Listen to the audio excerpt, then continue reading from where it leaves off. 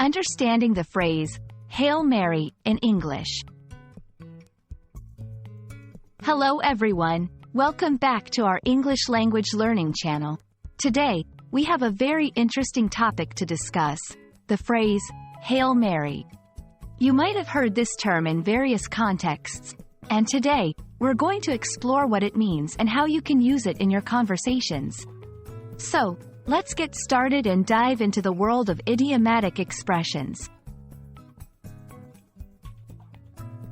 The phrase, Hail Mary, originally comes from a Christian prayer named after the words spoken by the angel Gabriel to the Virgin Mary in the Gospel of Luke in the New Testament. In the prayer, Hail is an old way of saying, hello, or greetings, and Mary is, of course, the mother of Jesus. Over time, this phrase has taken on a metaphorical meaning in everyday English.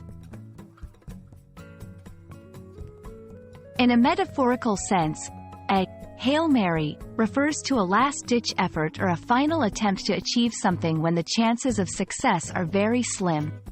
It's like throwing a long pass in a football game when time is running out, hoping for a miracle.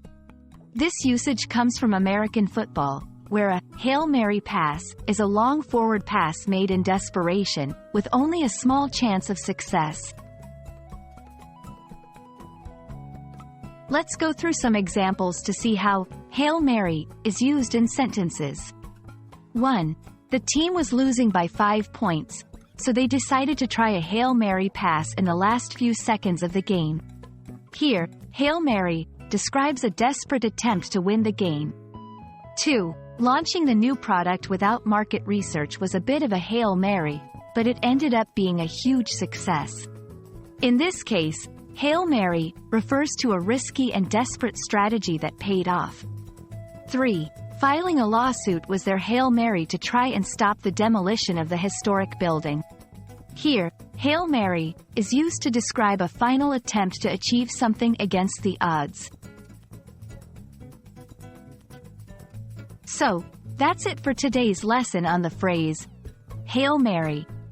We hope you now have a clear understanding of its origins, its metaphorical meaning, and how to use it in sentences. Remember, language is full of interesting phrases like this, and understanding them can really help you express yourself more vividly. Thanks for watching, and we hope to see you in our next video. Stay curious and keep learning.